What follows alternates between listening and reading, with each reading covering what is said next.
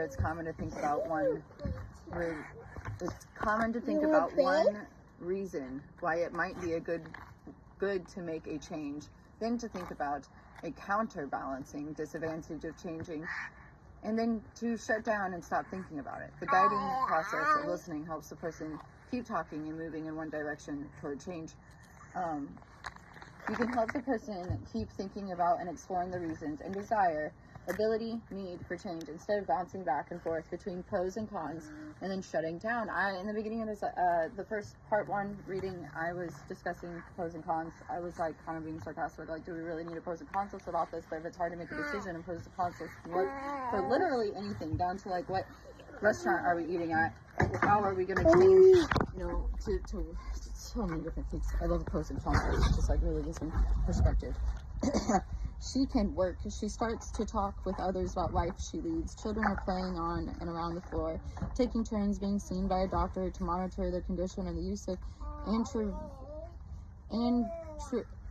it's the medicine that you put in through an IV. Antiretroviral medicine. They seem mostly quiet. Well, when the child is discharged from inpatient care, the mother is given an outpatient appointment and a single bag of beads and some thread, having been taught to make strings for conference badge holders by another mother. She returns the next week. She and her child are seen, and the best of her beadwork is brought from her at the nurse's duty desk to be sold by small charity. Over the next few months, she learns from other mothers about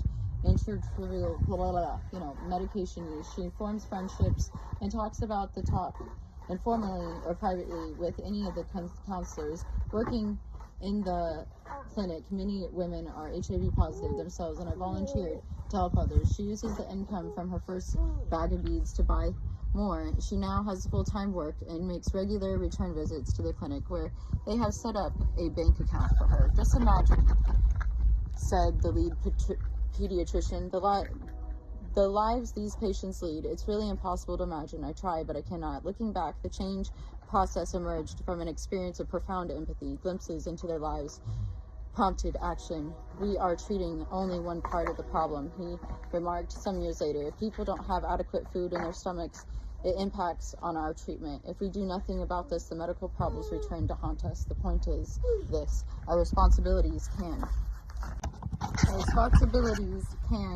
and should go beyond the treatment of the individual. We decided to develop a socioeconomic intervention within the walls of our hospital. I'm also hearing socioeconomic relationship. Hello.